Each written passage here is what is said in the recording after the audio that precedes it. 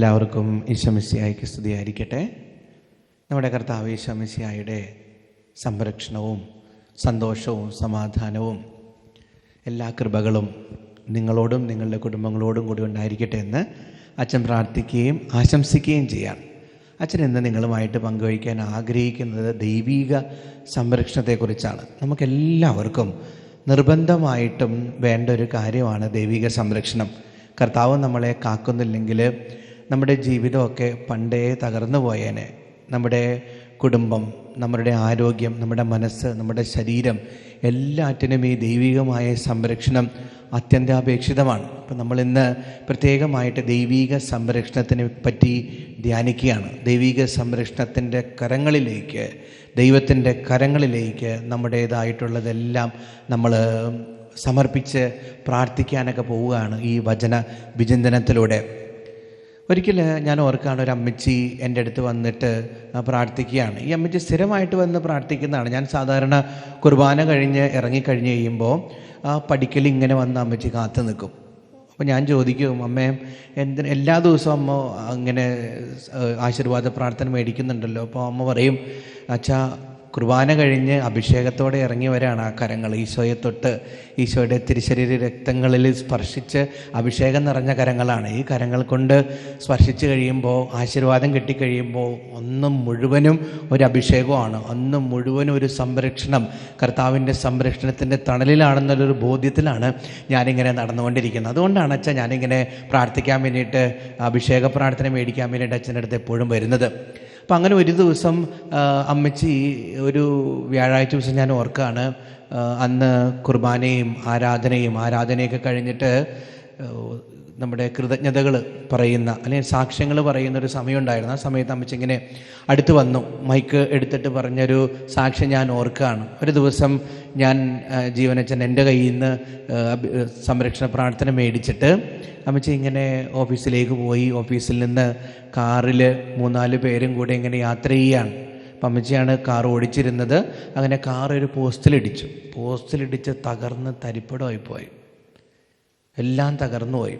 പക്ഷെ അമ്മ പറയുന്നൊരു കാര്യം ഇതാണ്, കാറിൽ യാത്ര ചെയ്ത എനിക്കോ എൻ്റെ കൂടെ ഉണ്ടായിരുന്ന 3 പേർക്കോ ഒരു പോറൽ പോലും ഏറ്റിട്ടില്ല. കാറിൻ്റെ അവസ്ഥ കണ്ടാൽ കാറിൻ്റെ ഉള്ളിൽ യാത്ര ചെയ്ത് ആരും ജീവിച്ചിരിക്കത്തില്ലെന്ന് തോന്നത്തുള്ളൂ.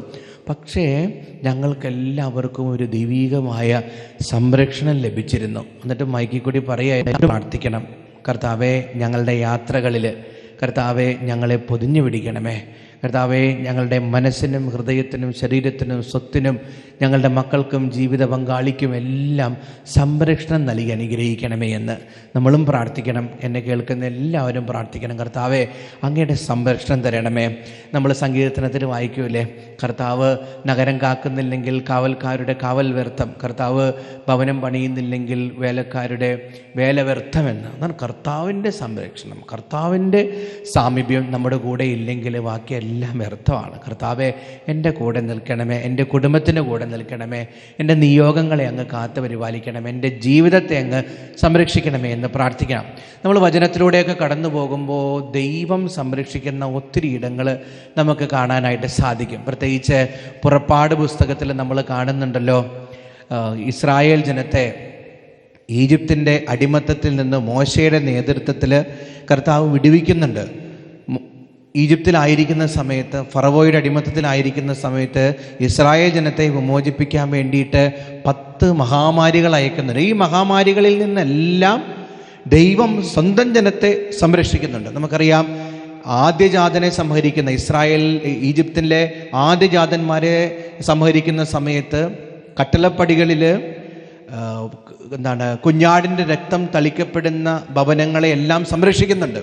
കണ്ടോ, ദൈവം പ്രത്യേകമായ സംരക്ഷണം ഇസ്രായേൽ ജനത്തിന് നൽകി അനുഗ്രഹിക്കുകയാണ്. പിന്നീട് ഈജിപ്തിൽ നിന്ന് കാനാൻ ദേശത്തേക്കുള്ള യാത്രയിലും മുഴുവനും നമുക്കറിയാം ഒരു ദൈവികമായ സംരക്ഷണം ആ ഇസ്രായേൽ ജനത്തിൻ്റെ കൂടെ എപ്പോഴും ഉണ്ടായിരുന്നു എന്നുള്ളതാണ്. ചെങ്കടൽ മുറിച്ച് കിടക്കുമ്പോഴെല്ലാം ഒരു വശത്ത് ഫറവോയുടെ തിങ്ങി വരുന്ന, ആക്രോശിച്ചു കൊണ്ടുവരുന്ന, സന്നാഹത്തോടെ വരുന്ന പട്ടാളക്കാർ, ഇരുവശങ്ങളിലും ആർത്തിരമ്പുന്ന കടൽ, അതിലൂടെ ഇടയിലൂടെ കർത്താവ് സ്വന്തം ജനത്തെ ഇങ്ങനെ നയിക്കുകയാണ്, സംരക്ഷിക്കുകയാണ്. പിന്നീട് നമ്മൾ മുന്നോട്ട് കാണും അഗ്നിസ്തംഭമായി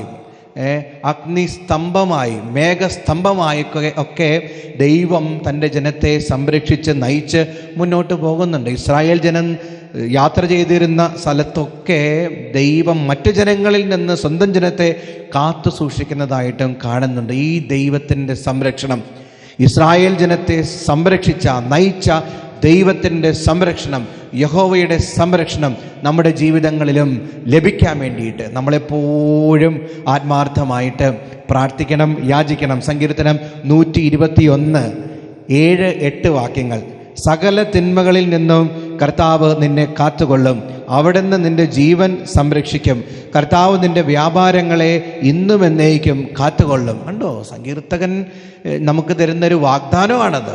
കർത്താവ് സകല തിന്മകളിൽ നിന്നും നിന്നെ കാത്തുകൊള്ളും, അവിടുന്ന് നിന്റെ ജീവൻ സംരക്ഷിക്കും, കർത്താവ് നിന്റെ വ്യാപാരങ്ങളെ ഇന്നും എന്നേക്കും കാത്തുകൊള്ളും. ഇതൊരു പ്രാർത്ഥനയാക്കി നമ്മൾ മാറ്റണം. കർത്താവെ, എൻ്റെ ജീവിതത്തെ എന്നെ സംരക്ഷിക്കണമേ, എൻ്റെ സകല വ്യാപാരങ്ങളും സംരക്ഷിക്കണമേ, എൻ്റെ ജീവൻ അങ്ങ് കാവലായിരിക്കണമേ എന്ന് ഹൃദയത്തിൽ നിന്നൊരു പ്രാർത്ഥന ഉയർന്നു കേൾക്കണം. Price the lord, praise the lord, hallelujah, hallelujah. യേശുവേ നന്ദി, യേശുവേ സ്തുതി, യേശുവേ ആരാധന, യേശുവേ മഹത്വം. ഇനി അച്ഛൻ പറയാൻ പോകുന്ന നിങ്ങളെല്ലാവരും ശ്രദ്ധിച്ച് കേൾക്കുക. ഈ ദൈവിക സംരക്ഷണം നമ്മുടെ കുടുംബങ്ങളിൽ ലഭിക്കാൻ, നമ്മുടെ ജീവിതങ്ങളിൽ ലഭിക്കാൻ നമ്മൾ ചെയ്യേണ്ട കുറച്ച് കാര്യങ്ങളുണ്ട്. ഇത് പരിശുദ്ധാത്മാവ് അച്ഛൻ്റെ തലയിൽ ഇന്നലെ ഇങ്ങനെ അച്ഛൻ ദിവ്യാനത്തിന് മുന്നിലിരുന്ന് പ്രാർത്ഥിക്കുമ്പോൾ ആത്മാവ് പറഞ്ഞു തന്ന കാര്യങ്ങളാണ്. അതേപടി നമുക്കും ജീവിതത്തിൽ പ്രാവർത്തികമാക്കാനായിട്ട് പരിശ്രമിക്കാം. Praise the lord, praise the lord, hallelujah, hallelujah. ഒന്നാമതായിട്ട് ദൈവിക സംരക്ഷണം നമുക്ക് ലഭിക്കാൻ വേണ്ടിയിട്ട് നമുക്ക് വേണ്ട കാര്യം എന്താണെന്ന് ചോദിച്ചാൽ എപ്പോഴും പ്രാർത്ഥിക്കണം.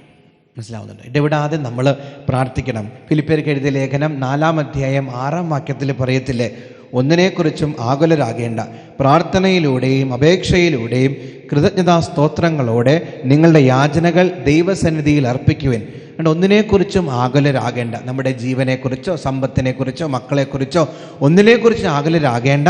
നമ്മൾ എന്ത് ചെയ്യണം? പ്രാർത്ഥനയിലൂടെയും അപേക്ഷയിലൂടെയും കൃതജ്ഞതാ സ്തോത്രങ്ങളുടെ നിങ്ങളുടെ യാചനകൾ ദൈവസന്നിധിയിൽ അർപ്പിക്കുവാൻ. കണ്ട, ദൈവസന്നിധിയിൽ നമ്മളുടെ പ്രാർത്ഥനകളും യാചനകളും എപ്പോഴും അർപ്പിച്ചുകൊണ്ടേയിരിക്കണം. അതാണ് ദൈവിക സംരക്ഷണം നമുക്ക് ലഭിക്കാനായിട്ട് നമ്മൾ എപ്പോഴും പ്രാർത്ഥിച്ചു കൊണ്ടിരിക്കണം. കർത്താവേ എന്നെ സംരക്ഷിക്കണമേ, എൻ്റെ കുടുംബത്തെ സംരക്ഷിക്കണമേ എന്ന് എപ്പോഴും ഒരു പ്രാർത്ഥന ഹൃദയത്തിൽ നിന്നുണ്ടാവണം. നമ്മുടെ സഭ നമ്മുടെ മുന്നിൽ ദൈവിക സംരക്ഷണം നമുക്ക് ലഭിക്കാൻ വേണ്ടിയിട്ട് ഒത്തിരി പ്രാർത്ഥനകൾ തന്നിട്ടുണ്ട്, അല്ലേ?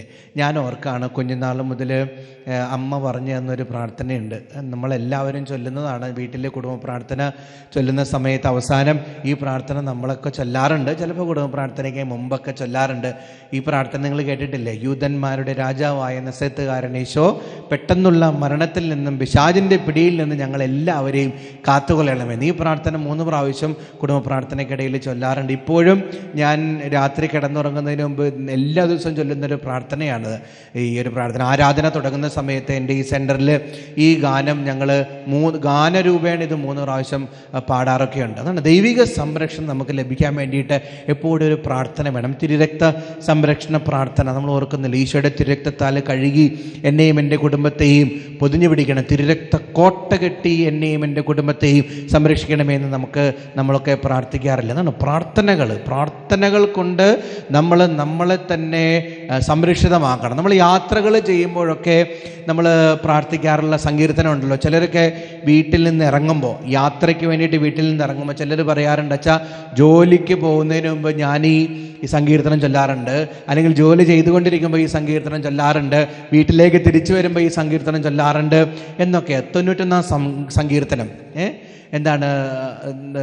അത്യുന്നതൻ്റെ സംരക്ഷണത്തിൽ വസിക്കുന്നവനെന്ന് തുടങ്ങുന്ന ആ സംരക്ഷണ സങ്കീർത്തനം നമ്മളെപ്പോഴും ചൊല്ലാറില്ല. ഞങ്ങൾ ഓർക്കാണ്, ഞങ്ങൾ ഈ കമ്മ്യൂണിറ്റിയിൽ നിന്ന് സിസ്റ്റേഴ്സും അച്ഛന്മാരും ഒക്കെ ഇങ്ങനെ യാത്ര ചെയ്യുമ്പോൾ ഈ കാറിൽ ഞങ്ങളെല്ലാവരും കൂടി ഈ സങ്കീർത്തനം ചൊല്ലിപ്പോകുമ്പോൾ ദൈവം ഇങ്ങനെ വന്ന് ഞങ്ങളെല്ലാവരെയും ഇങ്ങനെ ചിറകിൻ കീഴിൽ പൊതിഞ്ഞു പിടിക്കുന്നൊരു അനുഭവം ഉണ്ടാവാറുണ്ട്. Price the lord, praise the lord, hallelujah, hallelujah. അതാണ് നമ്മളെപ്പോഴും പ്രാർത്ഥിച്ചുകൊണ്ടിരിക്കണം. ദൈവിക സംരക്ഷണം സംരക്ഷണം നമുക്ക് ലഭിക്കാൻ വേണ്ടിയിട്ട്. പിന്നെ ഒത്തിരി പ്രാർത്ഥനകളുണ്ട്. വിശുദ്ധ മിഖായേൽ മാലാഖയോടുള്ള പ്രാർത്ഥന. അച്ഛൻ വ്യക്തിപരമായിട്ട് ഇങ്ങനെ ബന്ധനമൊക്കെ ഉള്ളവർക്ക് വേണ്ടിയിട്ട് പ്രാർത്ഥിക്കുന്നതിന് മുമ്പ് എൻ്റെ പൗരോഹിത്യത്തെയും എൻ്റെ ആത്മാവിനെയും മനസ്സിനെയും ശരീരത്തെയൊക്കെ സംരക്ഷിതമാക്കാൻ വേണ്ടിയിട്ട് ചൊല്ലുന്ന, നിർബന്ധമായിട്ട് ഞാൻ ചൊല്ലുന്ന ഒരു പ്രാർത്ഥന വിശുദ്ധ മിഖായേലിനോടുള്ള പ്രാർത്ഥന. വിശുദ്ധ മിഖായേൽ മാലാഖ വ്യൂഹങ്ങളോടൊപ്പം സ്വർഗത്തോടൊപ്പം വന്ന് സംരക്ഷിക്കണമേ എന്ന് യാചിക്കും. അങ്ങനെ ഒരു സംരക്ഷണം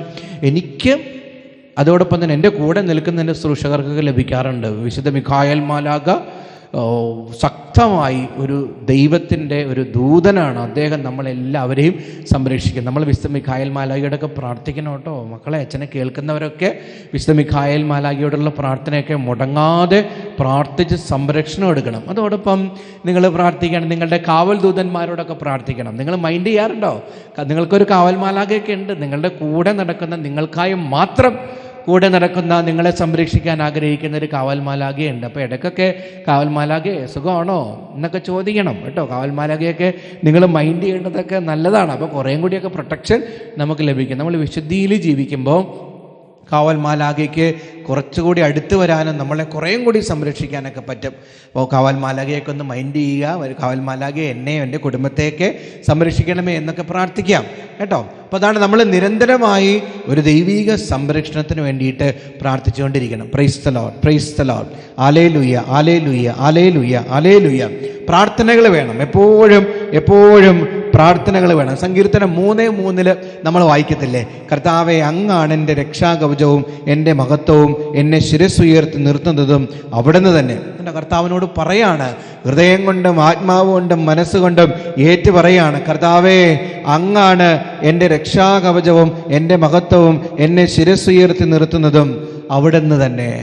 എത്ര അഭിഷേകമുള്ളൊരു വചനമാണ്. നിങ്ങൾ കംപ്ലീറ്റ് ആയിട്ട് സറണ്ടർ ചെയ്ത് പറയാണ്, ഈ ഭൂമിയിലെ മനുഷ്യരോ ശക്തികളോ ഒന്നുമല്ല, കർത്താവേ അങ്ങാണ് എൻ്റെ രക്ഷാകവചം, കർത്താവേ അങ്ങാണ് എൻ്റെ സംരക്ഷകൻ, കർത്താവേ അങ്ങാണ് എന്നെ വഴി നടത്തുന്നവൻ.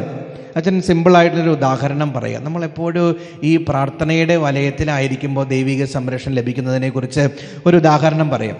നിങ്ങളൊക്കെ പലർക്ക് പശുവിനെയൊക്കെ വളർത്തി ശീലമുള്ള ആളുകളായിരിക്കും. ഈ പശുവിനെ നമ്മൾ പറമ്പിൽ കൊണ്ട് കെട്ടിക്കഴിഞ്ഞാൽ കയറിലാണ് നമ്മൾ കെട്ടുക. ഈ കയറിന് എത്ര നീളമുണ്ടോ അത്ര ഈ പശുവിന് കിടന്ന് കറങ്ങാൻ പറ്റുള്ളൂ. പശുവിനെ കെട്ടിയ പറമ്പൊക്കെ കണ്ടാൽ നമുക്ക് മനസ്സിലാവും, ഇങ്ങനെ വട്ടത്തിൽ പശു ഇങ്ങനെ നടന്ന് ആ ഏരിയയിൽ മാത്രം പുല്ലുണ്ടാവത്തില്ല. നടന്ന് മഴക്കാലത്തൊക്കെ ആണെങ്കിൽ ആ ഏരിയയിൽ മാത്രം ഭയങ്കരമായിട്ട് ഇങ്ങനെ ചെളിയൊക്കെ പിടിച്ച് നിൽക്കുന്നത് കാണാം. അതായത് കയറിന് എത്ര നീളമുണ്ട് അത്രയും പശുവിന് നടക്കാൻ പറ്റുള്ളൂ. ഇതുപോലെ ദൈവിക സംരക്ഷണത്തിൻ്റെ ഒരു ആവൃത്തിക്കുള്ളിൽ നമ്മളായിരിക്കണം. ദൈവത്തിൽ നിന്നും നമ്മൾ വല്ലാതെ, ദൈവിക സംരക്ഷണത്തിൻ്റെ കോട്ടയിൽ നിന്നും വല്ലാതെ നമ്മൾ പുറത്തേക്ക് പോയി കളഞ്ഞേക്കരുത്. നമ്മൾ പ്രാർത്ഥിക്കുമ്പോൾ എന്താ ചെയ്യുന്നതെന്ന് അറിയാമോ? ഞാൻ എൻ്റെ ദൈവത്തെക്കുറിച്ചുള്ള ഓർമ്മകളിലാണ്, ഞാൻ എൻ്റെ ദൈവത്തെക്കുറിച്ചുള്ള സ്മരണകളിലാണ് ധ്യാനിച്ചുകൊണ്ടിരിക്കുകയാണ്, ഞാൻ എൻ്റെ ദൈവത്തെ സ്നേഹിച്ചുകൊണ്ടിരിക്കുകയാണ്. ഓരോ പ്രാർത്ഥനയുടെ നിമിഷങ്ങളും ദൈവത്തോട് കൂടുതൽ ഇടപഴകാനും അവിടുത്തെ സംരക്ഷണത്തിൻ്റെ ആവൃത്തിക്കുള്ളിലായിരിക്കുവാനുള്ള നിമിഷങ്ങളാണ്. Price the lord, praise the lord, hallelujah, hallelujah.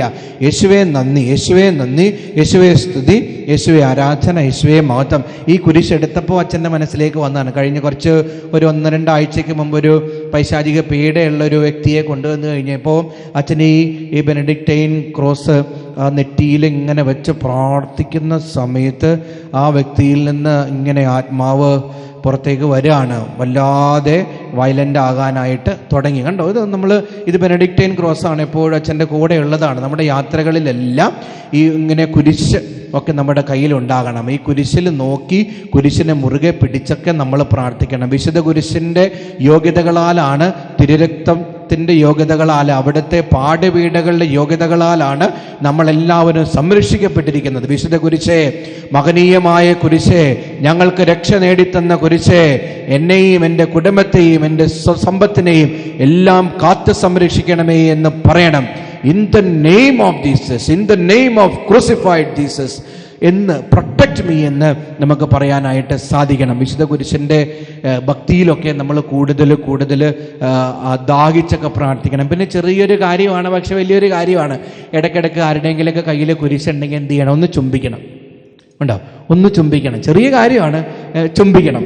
ഇത് പലരും അച്ഛനോട് പറഞ്ഞിട്ടുള്ള കാര്യമാണ്. ഇപ്പം അച്ഛൻ്റെ അമ്മ കിടക്കുന്ന കട്ടിലിൽ അമ്മയുടെ തലോണിക്കടിയിൽ കുരിശുണ്ടാവും, അല്ലെങ്കിൽ അന്തോണീസ്വനാളിൻ്റെ രൂപം ഉണ്ടാവും, മാതാവിൻ്റെ കൊച്ചു കൊച്ചു രൂപമൊക്കെ ഉണ്ടാവും.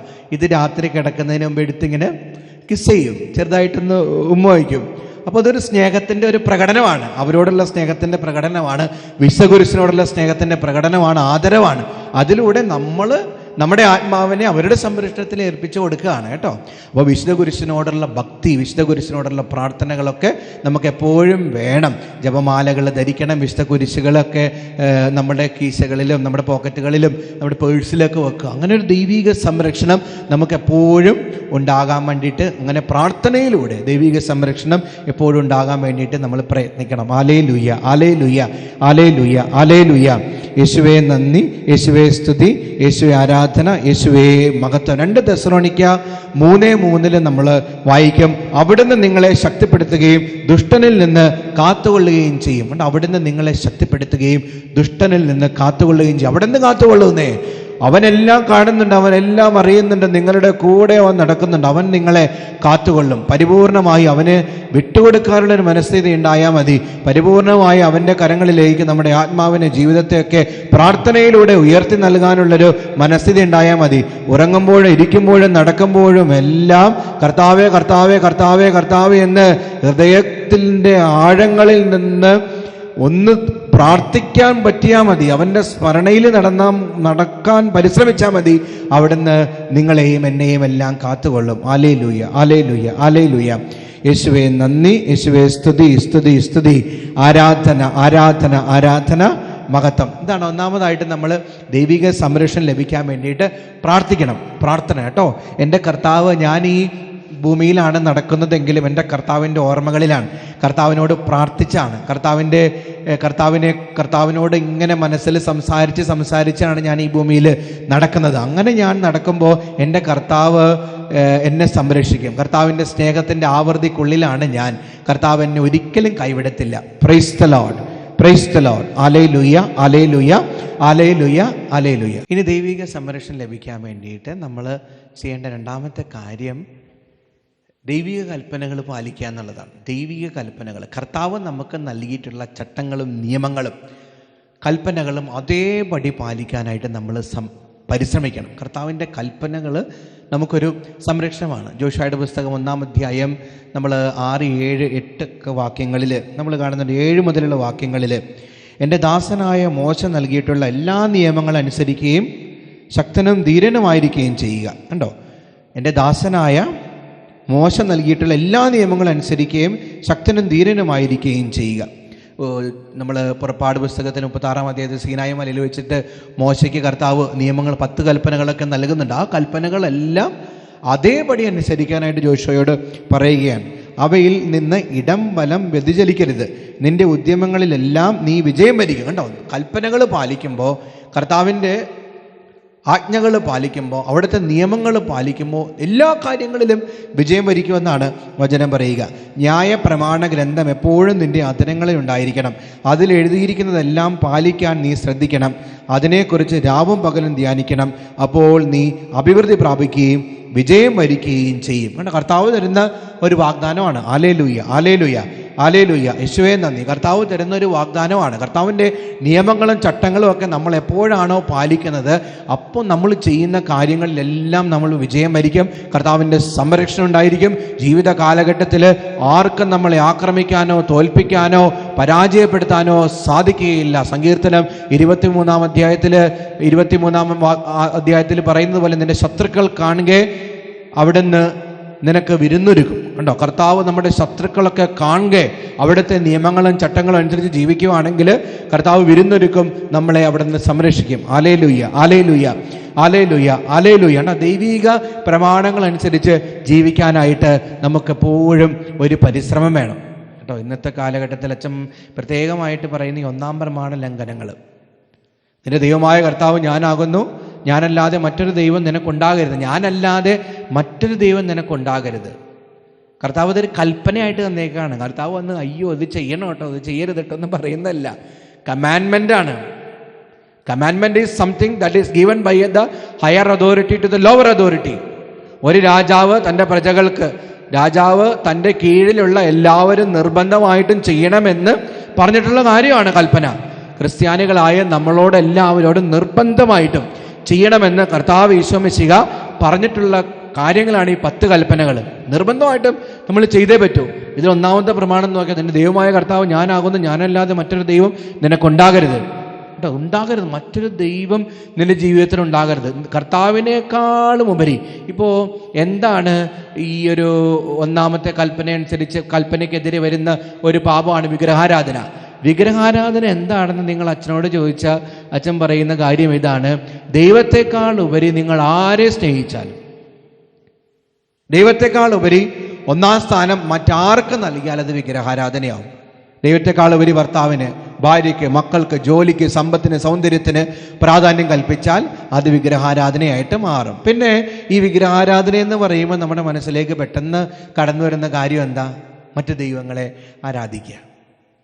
ഞാൻ ചോദിക്കട്ടെ, അച്ഛൻ ചോദിക്കട്ടെ, നമ്മൾ ആരെങ്കിലുമൊക്കെ മറ്റ് ദൈവങ്ങളെയൊക്കെ ആരാധിക്കാറുണ്ടോ? ഉണ്ടോ? മറ്റ് മതവിചാരങ്ങളിലും അവരുടെ തത്വസംഹിതകളിലൊക്കെ പോയി കുടുങ്ങിപ്പോവാറുണ്ടോ? കർത്താവ് വ്യക്തമായിട്ട് പറയുന്നൊരു കാര്യമാണ്, നിന്റെ ദൈവമായ കർത്താവ് ഞാനല്ലാതെ മറ്റൊരു ദൈവം നിനക്കുണ്ടാകരുത്. അച്ഛൻ പലപ്പോഴും ഈ ധ്യാനങ്ങളൊക്കെ ഇവിടെ നടക്കുന്ന സമയത്ത് അല്ലെങ്കിൽ ധ്യാന കേന്ദ്രങ്ങളിലൊക്കെ പോകുമ്പോൾ ഞാൻ ചോദിക്കും, ഹലോ ക്രിസ്ത്യാനികളെ, നിങ്ങൾ ആരെങ്കിലുമൊക്കെ ഈ കൂടോത്രവും മന്ത്രവാദവും ചാത്തവും സേവയും കൈനോട്ടവും മഷിനോട്ടവും ഒക്കെ ചെയ്യുന്ന ആളുകളുണ്ടോ? അല്ലെങ്കിൽ ഈ ജ്യോതിഷോ, പണിക്കരെ പോയി കാണുക, മല്ലാക്കന്മാരെ പോയി കാണുക, അങ്ങനെയൊക്കെ ചെയ്യുന്ന ആരെങ്കിലുമൊക്കെ ഉണ്ടോ? ക്രിസ്ത്യാനികളായിട്ടുള്ളവരോട് ചോദിക്കും. അവർ പറയും, ഇല്ലച്ചാ, നിങ്ങളെ ചെയ്യുന്ന ആളുകളല്ലച്ചാ, ക്രിസ്ത്യാനികൾ അങ്ങനെയൊന്നും ചെയ്യത്തില്ലെന്ന്. ഇപ്പോൾ പതിയെ ചോദിച്ചു വരുമ്പോൾ ഈ തലമൂത്ത അപ്പച്ചന്മാരും അമ്മച്ചിമാരൊക്കെ ഉണ്ടാവുമല്ലോ.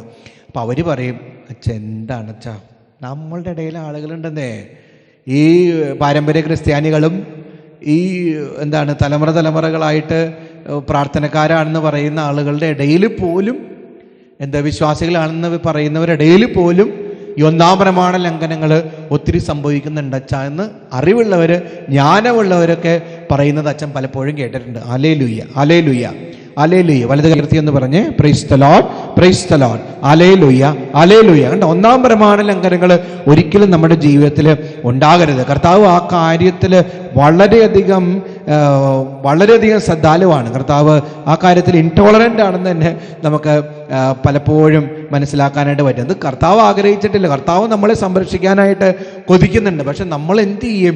ഈ ഒന്നാം പ്രമാണ ലംഘനത്തിലൂടെ കർത്താവിൻ്റെ സംരക്ഷണ വലയത്തിൽ നിന്ന് പലപ്പോഴും മാറിപ്പോകാറുണ്ട്. Hallelujah, hallelujah. യേശുവേ നന്ദി, യേശുവേ സ്തുതി. കുറച്ച് നാളുകൾക്ക് മുമ്പ് ഒരു വ്യക്തി ഇവിടെ പ്രാർത്ഥിക്കാനായിട്ട് കൊണ്ടുവന്നതാണ്. സത്യക്രിസ്ത്യൻ, പ്രായമുള്ളൊരു വ്യക്തിയാണ്. എവിടെ നിന്നാണെന്നോ ആരാണെന്നൊന്നും അച്ഛൻ പറയുന്നില്ല. ഇങ്ങനെ ഒരു വ്യക്തിയാണ്. അപ്പോൾ കാര്യം എന്താണെന്ന് ചോദിച്ചു കഴിഞ്ഞപ്പോൾ ഇതാണ്: അവർ 3 തലമുറ ക്രിസ്ത്യാനികളാണ്. അവർ 3 തലമുറകളായിട്ട് ചാത്തൻ സേവ ചെയ്യുന്നവരാണ്. 3 തലമുറകളായിട്ട് ചാത്തൻ സേവ ചെയ്യുന്നവരാണ്. അപ്പോൾ ഇപ്പോൾ ഈ വ്യക്തിക്ക് എന്ത് പറ്റിയെന്ന് ചോദിച്ചാൽ, രാവിലെ എഴുന്നേക്കും, എവിടെയെങ്കിലുമൊക്കെ പോയി റോഡ് സൈഡിലൊക്കെ ആരോടും എങ്ങോട്ടായ പോകണമെന്നൊന്നും പറയത്തില്ല, ഒരു വെളിവില്ലാത്തതുപോലെ ഇങ്ങനെ യാത്ര ചെയ്തുകൊണ്ടിരിക്കും. പിന്നെ രാത്രിയൊക്കെ ആകുമ്പോൾ പോലീസിലൊക്കെ വിളിച്ചു പറഞ്ഞ് ആളുകളൊക്കെ അന്വേഷിച്ച് ഈ പുള്ളിനെ കൊണ്ടുവന്ന് മുറിയിൽ കൊണ്ടുവന്നിടും. പിന്നെ ആ കുടുംബത്തിൽ 3 തലമുറകളായിട്ട് പലർക്കും ചുഴലി രോഗങ്ങൾ, മാനസിക അസ്വസ്ഥതകൾ, വിട്ടുമാറാത്ത രോഗങ്ങൾ, ഇങ്ങനെ രോഗങ്ങളാണ്. തമാശ പ്രകാരമാണ് അച്ഛൻ പറയുന്നതെങ്കിലും അവരോട് ചോദിച്ചു കഴിഞ്ഞപ്പോൾ പറഞ്ഞതാണ്, അവർ പള്ളിയിലും പോവും, പള്ളി കഴിഞ്ഞ് കഴിയുമ്പോൾ ചാത്തൻ സേവയ്ക്കും പോവും. മനസ്സിലാകുന്നുണ്ടോ? എന്ത് ക്രൈസ്തവികതയാണെന്ന് അച്ഛൻ ചിന്തിച്ച് പോവുകയാണ്. നമുക്ക് ഒറ്റ ദൈവമുള്ളൂ, അത് കർത്താവായ ഈശോ മിശിഹായാണ്. ഇങ്ങനെയൊക്കെ നമ്മൾ ചെയ്തു കഴിയുമ്പോൾ ദൈവിക സംരക്ഷണത്തിൻ്റെ വേലി പൊട്ടിപ്പോവും, തകർന്നു പോകും. അപ്പോൾ പിശാച്, ഈ ദുഷ്ടപിശാച് നമ്മുടെ ഉള്ളിലേക്കും കുടുംബങ്ങളിലേക്കൊക്കെ വരും. എന്താണ് പലപ്പോഴും ഇങ്ങനെയുള്ള കാര്യങ്ങൾ ചെയ്യാൻ വേണ്ടിയിട്ട് ആളുകളെ നിർബന്ധിതരാക്കുന്നതെന്ന് അറിയാമോ? നമ്മുടെ കർത്താവിൻ്റെ അടുത്ത് പ്രാർത്ഥിക്കാൻ വന്നു കഴിഞ്ഞാൽ 3 മറുപടികൾ കിട്ടും. ശ്രദ്ധിച്ച് കേൾക്കണം കേട്ടോ. കർത്താവിൻ്റെ അടുത്ത് പ്രാർത്ഥിക്കാൻ വന്നാൽ 3 മറുപടികൾ കിട്ടും. ഇപ്പം ഞാൻ കർത്താവിൻ്റെ അടുത്ത് പ്രാർത്ഥിക്കാൻ വന്നേക്കാണ്. കർത്താവിനോട് പറയുകയാണ്, കർത്താവേ, എനിക്ക് കടമൊക്കെ മാറിക്കിട്ടണം, എല്ലാ കടബാധ്യതയും മാറണം, ഞാൻ പ്രാർത്ഥിക്കാൻ വന്നേക്കാണ്. അപ്പോൾ കർത്താവ് എനിക്ക് 3 മറുപടികൾ തരും. ഒന്ന്, കർത്താവ് യെസ് പറയും, നിനക്കിരിക്കട്ടെ, യെസ്. രണ്ടാമത് കർത്താവ് പറയും നോ. ചില സമയങ്ങളിൽ സഹനങ്ങൾ അങ്ങനെ തന്നെ എടുക്കാനായിട്ട് കർത്താവ് നമ്മോട് പറയും. ഇനി 3ാമതൊരു മറുപടിയും കൂടി ഉണ്ട്, വെയിറ്റ്, സമയമായിട്ടില്ല, സമയമാകുമ്പോൾ ഞാൻ നിനക്ക് എല്ലാ കാര്യങ്ങളും ചെയ്തു തരും. നമ്മൾ ഒറ്റ മറുപടിക്ക് വേണ്ടിയിട്ടാണ് കർത്താവിൻ്റെ അടുത്തേക്ക് വരുന്നത്.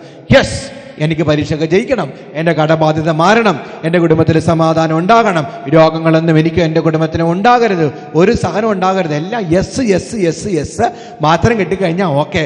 നോ എന്തെങ്കിലും വന്നാൽ, വെയിറ്റ് എന്തെങ്കിലും വന്നാൽ ആ സമയത്ത് കർത്താവിനോട് നിനക്കെന്താ കണ്ണിച്ചോരില്ലേ, നിനക്ക് മനസ്സിലാവുന്നില്ലേ, എൻ്റെ വേദന മനസ്സിലാവുന്നില്ല എന്നൊക്കെ നമ്മൾ പലപ്പോഴും ഇങ്ങനെ കർത്താവിനോട് ചോദിക്കാറുണ്ട്. ഇല്ല, എല്ലാ പ്രാർത്ഥനകൾക്കും മറുപടിയുണ്ട്.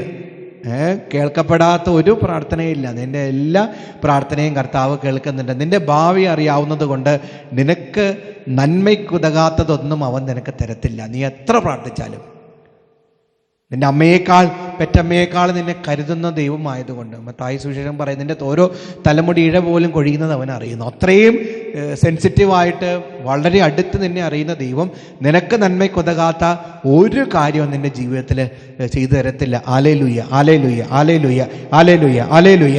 പക്ഷേ ഈ പിശാചിൻ്റെ അടുത്ത് ഈ ചാത്തൻ സേവയ്ക്കും കൂടോത്രത്തിനും മന്ത്രവാദത്തിനൊക്കെ പോയാൽ എന്ത് പറ്റുമെന്നറിയാമോ? അവന് വേറൊരു മറുപടി അറിയത്തില്ല. യെസ് മാത്രമേ ഉള്ളൂ, യെസ് മാത്രമേ അറിയത്തുള്ളൂ.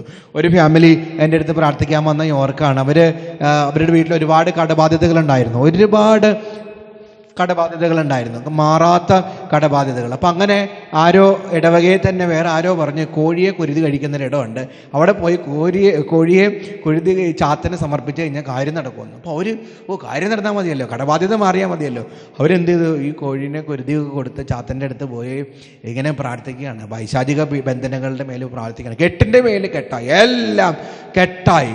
മനസ്സിലാവും? സത്യക്രിസ്ത്യാനികളാണ് പ്രാർത്ഥിക്കുന്ന, എല്ലാ ദിവസവും പള്ളിയിൽ പോകുന്ന, ബൈബിൾ വായിക്കുന്ന സത്യക്രിസ്ത്യാനികളാണ് ഇങ്ങനെയൊക്കെ ചെയ്തു പോകുന്നത്. നോക്കിയേ, അച്ഛൻ നിങ്ങളോട് പറയണം, മരിക്കേണ്ടി വന്നാലും ഒരിക്കലും ഈശോയെ വിട്ടിട്ട് എവിടെയും പോയേക്കരുത്. പിന്നീട് അവർ വന്ന് അനുദപിച്ചു, നല്ല കുമ്പസാരവും കൗൺസിലിങ്ങും കരഞ്ഞ് പ്രാർത്ഥിച്ചു. അങ്ങനെ ഞങ്ങൾ വീട്ടിൽ പ്രാർത്ഥനയൊക്കെ കൊടുത്ത് അവരിപ്പോൾ ഒത്തിരി സന്തോഷത്തോടെ ഈശോയെ തെറ്റുപറ്റി എന്നുള്ളൊരു ചിന്തയോടെ ജീവിക്കുന്നുണ്ട്, വളരെ സന്തോഷത്തോടെ ജീവിക്കുന്നുണ്ട്. അതാണ് കർത്താവ് നമുക്ക് സംരക്ഷണം തരും, കർത്താവ് നമുക്ക് സൗഖ്യം തരും, കർത്താവ് നമുക്ക് വിടുതൽ തരും, കർത്താവ് നമുക്ക് സ്വസ്ഥത തരും, കർത്താവ് നമുക്ക് സമാധാനം തരും. കർത്താവ് തരുന്ന സമാധാനം ഈ ലോകം തരുന്ന സമാധാനം പോവുകയല്ല, എന്നും നിലനിൽക്കുന്ന സമാധാനമാണ്. Hallelujah, hallelujah, hallelujah.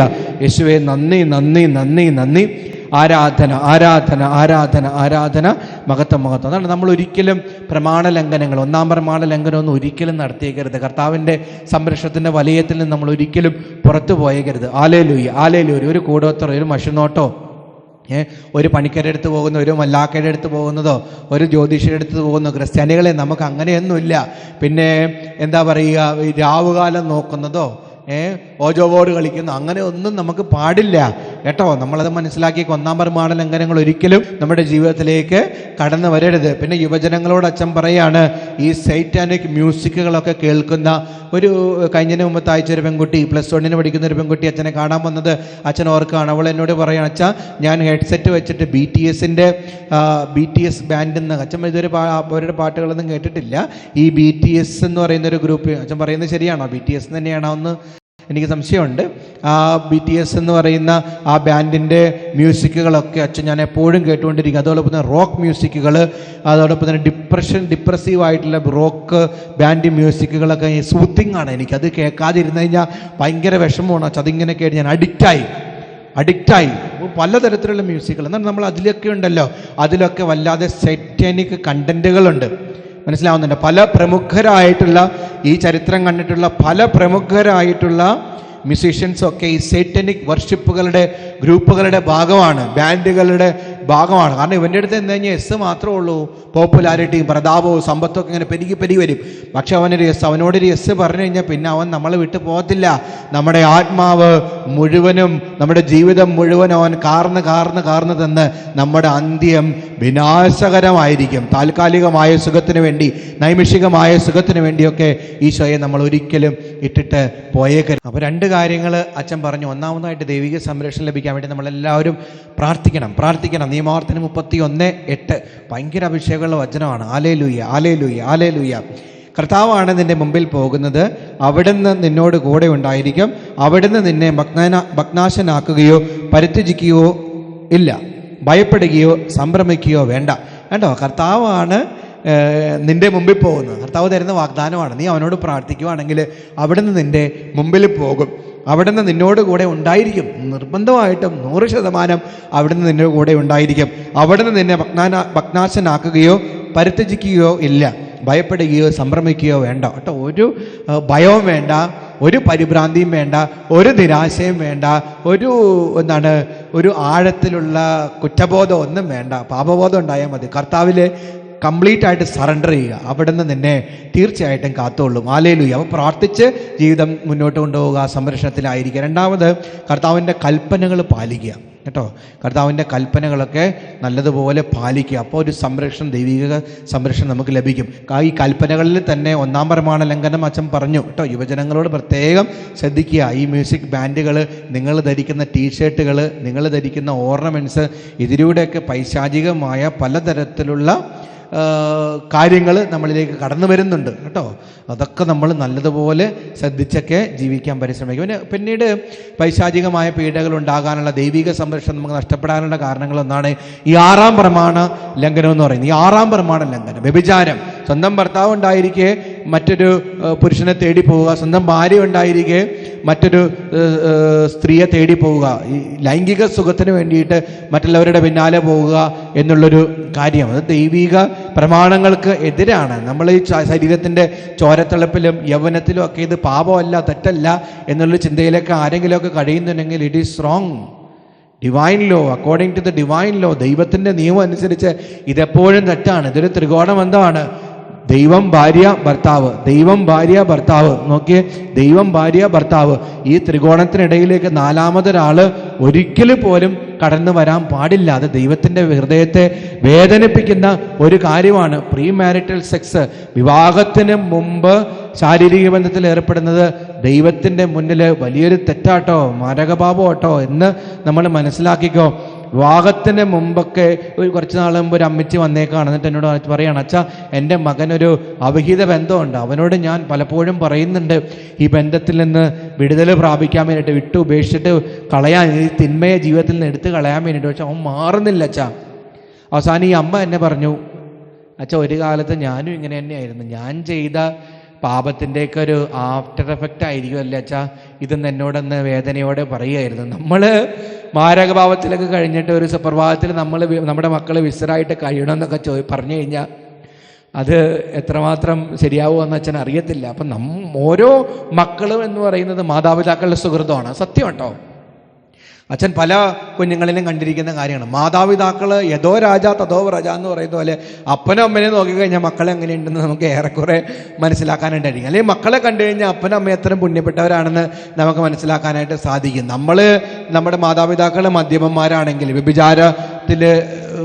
വ്യഭിചാര ദുർഭോഗത്തിൻ്റെ പിടിയിൽ അമർന്നു നിൽക്കുന്നവരാണെങ്കിൽ, അല്ലെങ്കിൽ 1-ാം പ്രമാണ ലംഘനങ്ങളൊക്കെ നടത്തുന്നവരാണെങ്കിൽ തീർച്ചയായിട്ടും അവരുടെ മക്കൾക്കും ചില തരത്തിലുള്ള അതിൻ്റെയൊക്കെ അനുബന്ധമായിട്ടുള്ള സ്വാധീനങ്ങൾ ഉണ്ടാകാനുള്ള സാധ്യതകളുണ്ട് കേട്ടോ.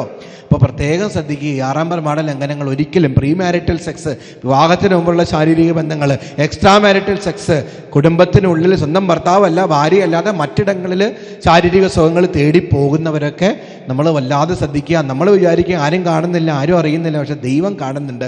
അച്ഛനും ഡൊമിനിക് അച്ഛൻ്റെ വാക്കുകൾ കടമെടുത്ത് പറയുകയാണ്, വെട്ട് കിട്ടും കേട്ടോ, വെട്ട് കിട്ടും, തീർച്ചയായിട്ടും വെട്ട് കിട്ടും. നീ വിചാരിക്കും, അയ്യോ എനിക്കൊന്നും സംഭവിക്കുന്നില്ലല്ലോ, ആരും കാണുന്നില്ലല്ലോ, ഞാൻ വിചാരമൊക്കെ ചെയ്തിട്ട് എൻ്റെ ശരീരത്തിനൊരു കുഴപ്പമില്ലല്ലോ, എൻ്റെ കുടുംബത്തിനൊരു കുഴപ്പമില്ലല്ലോ, സാമ്പത്തികമായിട്ട് ഞാൻ ഹെൽത്തി ആണല്ലോ, ഒരു കുഴപ്പമില്ലല്ലോ എന്നൊക്കെ വിചാരിച്ചിങ്ങനെ പോവാണ്. പക്ഷെ കറക്റ്റ് സമയത്ത് പാമ്പ് എഴുന്നേക്കും, അവൻ വെട്ട് തരും നിനക്ക്. നിന്റെ ജീവിതത്തിൽ സന്തോഷങ്ങൾ ഉണ്ടാകുന്ന സമയത്ത് അവൻ എഴുന്നേക്കും. ഞാൻ കണ്ടിട്ടുള്ള അനുഭവങ്ങൾ കൊണ്ടിട്ടാണ്. സ്ഥിരമായിട്ട് ധ്യാനങ്ങളൊക്കെ നയിക്കുന്നതുകൊണ്ട് അച്ഛൻ അറിയാം. എത്രയോ പേരുടെ ജീവിതാനുഭവങ്ങൾ കൊണ്ട് അച്ഛൻ പറയാണ്, വെട്ട് കിട്ടും. നിന്റെ മകൻ്റെയോ മകളുടെയോ ഒക്കെ വിവാഹം വരുന്ന സമയങ്ങളിൽ, അവരുടെ ജീവിതത്തിന് അതിപ്രധാനമായ തീരുമാനങ്ങൾ എടുക്കുന്ന സമയത്ത്, അവർ പരീക്ഷയ്ക്ക് ഒരുങ്ങുന്ന സമയത്ത്, ജീവിതത്തിൻ്റെ വിധി നിർണ്ണയിക്കുന്ന പരീക്ഷകൾക്ക് ഒരുങ്ങുന്ന സമയത്ത്, കുടുംബത്തിൽ ആഹ്ലാദം തിരതല്ലേണ്ട സമയത്തൊക്കെ അവൻ എഴുന്നേക്കും. അടിക്കും. നിൻ്റെ കുടുംബത്തിൽ നല്ല അടിക്കും. നല്ല രോഗങ്ങൾ, മുഴുത്ത രോഗങ്ങൾ, മരണങ്ങൾ, കടബാധ്യതകളൊക്കെ അവൻ കൊണ്ടുവന്ന് തരും. മനസ്സിലാവുന്നുണ്ടോ? നമ്മൾ ഒരിക്കലും 1-ാം പ്രമാണ ലംഘനമോ 6-ാം പ്രമാണ ലംഘനമോ ഒന്നും ജീവിതത്തിൽ കൊണ്ടുവന്നേക്കരുത്. പിശാച് നമ്മുടെ കുടുംബത്തിലേക്ക് കടന്നു വരാനായിട്ടൊരു വഴി ഒരുക്കരുത്. നീ യുവാവേ, നീ നിന്റെ യൗവനത്തിൽ നിന്റെ സൃഷ്ടാവിനെ അനുസ്മരിക്കണമെന്ന കർത്താവ് പറയുക. നീ യൗവനത്തിൽ, നിനക്കിപ്പോൾ ചോരത്തിളപ്പിലാണോ, നീ കർത്താവിനെ ഓർക്ക്, അവനോട് പ്രാർത്ഥിക്കും. നിന്റെ തിന്മയുടെ വഴികളൊക്കെ മാറ്റിവെച്ചിട്ട് നന്മയുടെ വിശുദ്ധിയുടെ വഴിയിലേക്കെന്ന് വാ. Hallelujah, hallelujah, hallelujah. യേശുവേ നന്ദി, യേശുവേ സ്തുതി. മറ്റ് കൽപ്പനകളെക്കുറിച്ചൊന്നും അച്ഛൻ പറയുന്നില്ല. അതൊക്കെ പാലിച്ചു കഴിഞ്ഞാൽ, ഈ 10 കൽപ്പനകൾ നമ്മൾ പാലിച്ചു കഴിഞ്ഞാൽ തീർച്ചയായിട്ടും ദൈവികമായ സംരക്ഷണം നമ്മുടെ ജീവിതത്തിൽ ഉണ്ടാകും. Hallelujah, hallelujah. ഇനി മൂന്നാമത്തെ ഒരു കാര്യം എന്താണെന്ന് അറിയാമോ? ദൈവിക സംരക്ഷണം നമുക്ക് ലഭിക്കാൻ വേണ്ട മൂന്നാമത്തെ കാര്യം ഇതാണ്: ജപമാല. പരിശുദ്ധ അമ്മ, പരിശുദ്ധ അമ്മയുടെ നീലങ്കിക്കുള്ളിൽ അഭയം പ്രാപിക്കുന്ന എല്ലാവർക്കും ദൈവിക സംരക്ഷണം കിട്ടും. ദൈവിക സംരക്ഷണം ലഭിച്ചുകൊണ്ടിരിക്കും. മത്തായി എഴുതിയ സുവിശേഷം 2-ാം അധ്യായത്തിൽ ഈജിപ്തിലേക്കുള്ള പലായനമാണ്. ഈജിപ്തിലേക്ക് പലായനം ചെയ്യുമ്പോൾ പരിശുദ്ധ അമ്മയുടെ മാറിൽ പറ്റിക്കിടന്നുകൊണ്ടാണ് ഈശോ, കൈക്കുഞ്ഞായ ഈശോ ഇങ്ങനെ യാത്ര ചെയ്തുകൊണ്ടിരിക്കുന്നു. ഓക്കെ, ഈ ലോകത്തിൽ ഏറ്റവും സുരക്ഷിതമായ ഇടമാണ് പരിശുദ്ധ അമ്മയുടെ മാറിടം എന്ന് പറയുന്നത്, പരിശുദ്ധ അമ്മയുടെ നെഞ്ചകം എന്ന് പറയുന്നത് ഏറ്റവും സുരക്ഷിതമായ ഇടം. നമുക്കറിയാലോ, പരിശുദ്ധ ഗബ്രിയേൽ ദൂതൻ പ്രത്യക്ഷപ്പെട്ടിട്ട് പരിശുദ്ധ അമ്മയോട് പറയാണ്, നീ ഒരു പുത്രനെ പ്രസവിക്കും, അവൻ യേശു എന്ന് പേരിടണം, രക്ഷകനായിരിക്കും, മാനുവൽ. ലോകത്ത് എത്രയോ സ്ത്രീകളുണ്ടായിരുന്നു, പരിശുദ്ധ അമ്മയെ തിരഞ്ഞെടുത്തു. കാരണം എന്താ? പരിശുദ്ധ അമ്മയുടെ ഗർഭപാത്രമാണ് ഏറ്റവും സുരക്ഷിതമായ ഇടമെന്ന് പിതാവായ ദൈവം കണ്ടെത്തുകയായിരുന്നു. അവൾ അമലോത്ഭവയായിരുന്നു, അവൾ പരിശുദ്ധിയായിരുന്നു, നിത്യകന്യകയായിരുന്നു, പരിപൂർണയായിരുന്നു എന്നുള്ള ദൈവം കണ്ടു. അതോടൊപ്പം തന്നെ ഏറ്റവും സുരക്ഷിതമായൊരിടമായിട്ട് പരിശുദ്ധ അമ്മയുടെ ഗർഭപാത്രം പിതാവായ ദൈവം കണ്ടെത്തുകയായിരുന്നു. നമ്മളും ഈ ഭൂമിയിൽ ജീവിക്കുമ്പോൾ ഏറ്റവും സുരക്ഷിതമായൊരിടമായിട്ട് നമ്മൾ കണ്ടെത്തേണ്ടത് പരിശുദ്ധ അമ്മയുടെ സാന്നിധ്യമുള്ള ഇടങ്ങളാണ്, പരിശുദ്ധ അമ്മയുടെ കൂടെ ഇരിക്കുന്ന നിമിഷങ്ങളാണ്. ഈ ജപമാല പ്രാർത്ഥന എന്ന് പറയുന്നതുണ്ടോ, ഇത് ഇങ്ങനെ പിടിച്ചു കഴിഞ്ഞാൽ വട്ടത്തിലാവും. ഈ ജപമാല പ്രാർത്ഥന ചൊല്ലുമ്പോൾ ഇതിൻ്റെ ഉള്ളിലേക്ക് നമ്മൾ കയറുകയാണ്, ദൈവവചനത്തിൻ്റെ ഉള്ളിലേക്ക് നമ്മൾ പ്രവേശിക്കുകയാണ്. കർത്താവിൻ്റെ രക്ഷാകര രഹസ്യങ്ങളുടെ സംരക്ഷണത്തിലേക്ക് നമ്മളെ തന്നെ സംരക്ഷിക്കുകയാണ്. പരിശുദ്ധ അമ്മയുടെ നെഞ്ചകത്തിലേക്ക് നമ്മൾ ചെല്ലുകയാണ്. പരിശുദ്ധ അമ്മയുടെ ഗർഭപാത്രത്തിനുള്ളിലേക്ക് നമ്മൾ പ്രവേശിക്കുകയാണ്. വചനം മാംസമായ കർത്താവിൻ്റെ കരങ്ങളിലേക്ക് നമ്മളെ തന്നെ സംരക്ഷിക്കുകയാണ്. തിരുസഭയുടെ സംരക്ഷണത്തിന് നമ്മളെ തന്നെ ഏൽപ്പിക്കുകയാണ്. സ്വർഗത്തിൻ്റെ സംരക്ഷണത്തിന് നമ്മളെ തന്നെ ഏൽപ്പിക്കുകയാണ്. മാലാഖമാരുടെ രാജ്ഞിയുടെ കരങ്ങളിലേക്ക് നമ്മളെ തന്നെ സംരക്ഷിക്കുകയാണ്. വിശുദ്ധരുടെ രാജ്ഞിയായ പരിശുദ്ധ അമ്മയുടെ കരങ്ങളിലേക്ക് നമ്മളെ തന്നെ സംരക്ഷിക്കുകയാണ്, സമർപ്പിക്കുകയാണ്. ഏറ്റവും സംരക്ഷിതമായ ഒരു കരങ്ങളിലേക്ക് നമ്മളെ തന്നെ എടുത്തുയർത്തുകയാണ്. അതാണ് പരിശുദ്ധ അമ്മയോട് ചേർന്ന് നിൽക്കണം. പരിശുദ്ധ അമ്മ എലിസബത്തിനെ കാണാൻ ചെന്ന് കഴിയുമ്പോൾ പരിശുദ്ധ അമ്മ പരിശുദ്ധാത്മാവിനാലാണ് ഈശോയെ ഗർഭിണിയായിരിക്കുന്നത്. ഈ പരിശുദ്ധാത്മാവിൻ്റെ നിറവുള്ള പരിശുദ്ധ അമ്മ എലീശോയുടെ അയ്യങ്കരിയും എന്ന പട്ടണത്തിൽ താമസിക്കുന്ന എലീശായുടെ ഭവനത്തിലേക്ക് ചെന്ന് കഴിയുമ്പോൾ തന്നെ ഈ പരിശുദ്ധ അമ്മയുടെ അഭിവാദന സ്വരം ശ്രമിച്ചു കഴിയുമ്പോൾ തന്നെ എലിസബത്ത് പരിശുദ്ധാത്മാവ് നിറഞ്ഞവളായി എന്നാ പറയുക. എലിസബത്തിന് ഉദരത്തിലുള്ള ശിശുവും സന്തോഷത്താൽ കുതിച്ച് ചാടി പരിശുദ്ധാത്മാവിനെ നിറയപ്പെട്ടവനായി എന്നാ പറയുക. ഉണ്ടോ? ഇതുപോലെ പരിശുദ്ധ അമ്മയോട് ചേർന്ന് ഈശോയെ സ്തുതിക്കുന്നവര്, ജപമാല ചൊല്ലി ഈശോയെ ആരാധിക്കുന്നവര്, സ്തുതിക്കുന്നവർക്കൊക്കെ പരിശുദ്ധാത്മാവിന്റെ നിറവുണ്ടാവും. ഹൃദയം ഇങ്ങനെ ജ്വലിച്ചുകൊണ്ടിരിക്കും, ആത്മാവ് ഇങ്ങനെ ജ്വലിച്ചുകൊണ്ടിരിക്കും, ശരീരം ഇങ്ങനെ ജ്വലിച്ചുകൊണ്ടിരിക്കും. വചനം മാംസമായി, യോഹന്നാന്റെ 1-ാം അധ്യായം 14-ാം വാക്യം, വചനം മാംസമായി നമ്മുടെ ഇടയിൽ വസിച്ചോ. ആ വചനം മാംസമായി നമ്മുടെ ഇടയിൽ വസിച്ച കർത്താവിന്റെ സംരക്ഷണവും അഭിഷേകവും കൃപയും സ്വസ്ഥതയും സമാധാനവും വിടുതലും ഒക്കെ നമ്മുടെ ആത്മാവിൽ ഇങ്ങനെ നിറഞ്ഞുകൊണ്ടിരിക്കും. Hallelujah, hallelujah, hallelujah. ഒരു ദൈവികമായ സംരക്ഷണം ജപമാല ചൊല്ലുന്ന വ്യക്തികൾക്കൊക്കെ ലഭിക്കും. അച്ഛൻ ഇവിടെ പ്രാർത്ഥിക്കാൻ വരുന്ന വ്യക്തികൾ, ചില പൈശാചിക ബന്ധനങ്ങളൊക്കെ ഉള്ള വ്യക്തികളൊക്കെ കൊണ്ടുവരുന്ന സമയത്ത് ജപമാല ചൊല്ലി പ്രാർത്ഥിക്കും, ജപമാല ചൊല്ലും. ഞങ്ങൾ പലപ്പോഴും ഇത് ഈ വിടുതൽ പ്രാർത്ഥനയൊക്കെ ചൊല്ലുന്നതിന് മുമ്പ് 10 നന്മറിഞ്ഞറിയും ഞങ്ങൾ ഒരുമിച്ച് ഇങ്ങനെ ചൊല്ലിക്കൊണ്ടിരിക്കും. 1-ാമത്തെ നന്മറിഞ്ഞറിയും ചൊല്ലുമ്പോൾ ആളിങ്ങനെ സ്വസ്ഥമായിട്ട്, പൈശാചിക പീഡകൾ ഉണ്ടെങ്കിലുണ്ട് കേട്ടോ, നല്ലൊരു ശതമാനം ഈ സൈക്കോളജിക്കലായിട്ടുള്ള കാര്യങ്ങൾ അച്ഛൻ കാണാറുണ്ട്. ഒരു 100 പേര് വന്നു കഴിഞ്ഞാൽ അതിൽ ഒരു 95 പേർക്കൊക്കെ മാനസികമായ പ്രശ്നങ്ങളായിരിക്കും. അങ്ങനെയുള്ളവർക്ക് വേണ്ടിയിട്ട് അച്ഛൻ ചെറിയ പ്രാർത്ഥനകളൊക്കെ ചൊല്ലാറുള്ളൂ. പക്ഷേ പൈശാചിക പീഡകളുള്ളവർക്ക് ഞങ്ങൾ അമാനുഷികമായ ശക്തികൾ, പല ഭാഷകൾ സംസാരിക്കുന്നത്, സ്ഥലം ഇങ്ങനെ പ്ലേസും ടൈമും ഉണ്ടാവില്ല, ആത്മാവ് ഇങ്ങനെ യാത്ര ചെയ്ത് വിദൂരങ്ങളിലുള്ള കാര്യങ്ങൾ പോലും ഇങ്ങനെ പറഞ്ഞുകൊണ്ടിരിക്കുന്ന അവസ്ഥകളൊക്കെ ഉണ്ടാവും. അതൊക്കെ നമുക്ക് അങ്ങനെയൊക്കെ പൈശാചിക പീഡകളുണ്ടെന്ന് നമുക്ക് മനസ്സിലാക്കാനായിട്ട് സാധിക്കും. അപ്പോൾ എന്തൊക്കെ തന്നെയാണെങ്കിലും പൈശാചിക പീഡകൾ വെളിപ്പെടുന്നത് പലപ്പോഴും ജപമാല ചൊല്ലുന്ന സമയത്ത്. നന്മ നിറഞ്ഞു പറയുമെന്ന് ചൊല്ലുമ്പോൾ ഒരു പ്രാവശ്യം ചൊല്ലും, 2-ാമത്തെ പ്രാവശ്യം 3-ാമത്തെ പ്രാവശ്യമാകുമ്പോൾ ആൾ ചെവി പറ്റത്തില്ല. അതല്ലേ ഫാദർ അമോർത്ത പറഞ്ഞത്, ഓരോ പ്രാവശ്യവും ജപമാല ചൊല്ലുമ്പോൾ നിങ്ങൾ പിശാചിൻ്റെ തലയിൽ കൂടം കൊണ്ട് അടിക്കുകയാണെന്ന് പറയുക. ജപമാല ചൊല്ലും, ഒരിക്കലും ജപമാല മുടക്കിക്കരുത്. Hallelujah, hallelujah, hallelujah. യേശുവെ നന്ദി നന്ദി നന്ദി നന്ദി, ആരാധന ആരാധന. ജപമാല ഒരിക്കലും മടക്കിക്കരുത്. ജപമാല എന്ന് പറയുന്നത് നിന്റെ ആത്മാവിന് ചുറ്റും കെട്ടുന്ന വേലിയാണ്, നിന്റെ ശരീരത്തിന് ചുറ്റും കെട്ടുന്ന വേലിയാണ്, നിന്റെ കുടുംബത്തിന് ചുറ്റും കെട്ടുന്നൊരു വേലിയാണ്. ഏറ്റവും സംരക്ഷണം നൽകുന്ന ഒരു കാര്യമാണ് ജപമാല എന്ന് പറയുന്നത്. Hallelujah hallelujah hallelujah. യേശുവെ നന്ദി, യേശുവെ സ്തുതി, യേശുവെ ആരാധന, യേശുവെ മഹത്വം. അപ്പോൾ അച്ഛൻ മൂന്നേ കാര്യങ്ങളെ നിങ്ങളോട് പറഞ്ഞുള്ളൂ. എന്താണ് ദൈവിക സംരക്ഷണം ലഭിക്കാൻ വേണ്ടിയിട്ട് നമ്മൾ ചെയ്യേണ്ട 3 കാര്യങ്ങൾ. ഒന്നാമതായിട്ട് നമ്മൾ പ്രാർത്ഥിക്കണം. ഇടവിടാതെ നമ്മൾ പ്രാർത്ഥിക്കണം. കർത്താവെ സംരക്ഷണം തരണമേ, എനിക്കും എൻ്റെ കുടുംബത്തിനൊക്കെ സംരക്ഷണം നൽകണമേ എന്ന് പ്രാർത്ഥിക്കണം. ഇനി രണ്ടാമത്തെ ദൈവിക കൽപ്പനകൾ പാലിക്കണം. കർത്താവിൻ്റെ കൽപ്പനകൾ എപ്പോഴും പാലിക്കണം. അത് നിർബന്ധ ബുദ്ധിയോടുകൂടി തന്നെ ചെയ്യണം. ഇനി മൂന്നാമത്തത് ജപമാല പ്രാർത്ഥന. ജപമാല ഒരിക്കലും മുടങ്ങാതെയൊക്കെ പ്രാർത്ഥിക്കാനായിട്ട് പരിശ്രമിക്കാം. അങ്ങനെ ദൈവിക സംരക്ഷണയിൽ ജീവിക്കാനായിട്ട് എനിക്കും നിങ്ങൾക്കൊക്കെ കഴിയട്ടെ എന്ന് അച്ഛൻ ആത്മാർത്ഥമായിട്ട് പ്രാർത്ഥിക്കുകയാണ്. ഒരു നിമിഷം നമുക്ക് ഇരിക്കുന്നിടത്ത് തന്നെ അല്ലെങ്കിൽ നിൽക്കുന്നിടത്ത് തന്നെ നിൽക്കാം. ഒരു നിമിഷം കരങ്ങൾ കൂപ്പാം, കണ്ണുകളടയ്ക്കാം. നിങ്ങളെല്ലാവരും അച്ഛനൊന്ന് സമർപ്പിച്ച് പ്രാർത്ഥിക്കുകയാണ്. കാരുണ്യവാനായ ഈശോയെ, ഞങ്ങൾ അങ്ങേ ആരാധിക്കുന്നു, സ്തുതിക്കുന്നു, മഹത്വപ്പെടുത്തുന്നു.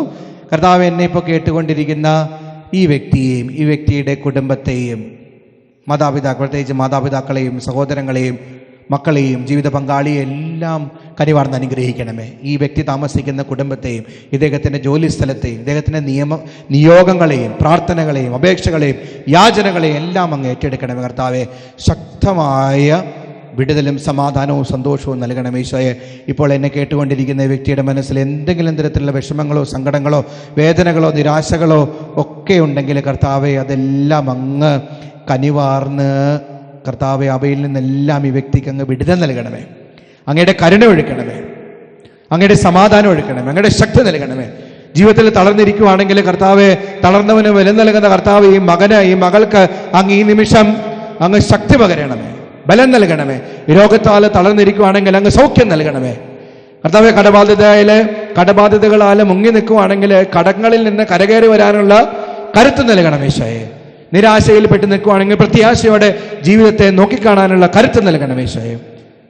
എല്ലാ ഐശ്വര്യവും സമാധാനവും സന്തോഷവും നൽകി അനുഗ്രഹിക്കണമേ. കർത്താവായ ക്രിസ്തു വഴി ഞങ്ങൾ സമർപ്പിക്കുന്ന പ്രാർത്ഥന കേട്ടരുളണമേ. ആമേൻ. കർത്താവ് നിങ്ങളോടുകൂടെ, അങ്ങേ ആത്മാവോടും കൂടെ. സർവശക്തനായ ദൈവം പിതാവും പുത്രനും പരിശുദ്ധാത്മാവും നിങ്ങളെയും നിങ്ങളുടെ കുടുംബത്തെയും സമൃദ്ധമായി അനുഗ്രഹിക്കുമാറാകട്ടെ. ആമേൻ. ഈശോ മിശിഹായ്ക്ക് സ്തുതിയായിരിക്കട്ടെ. എപ്പോഴും സ്തുതിയായിരിക്കട്ടെ.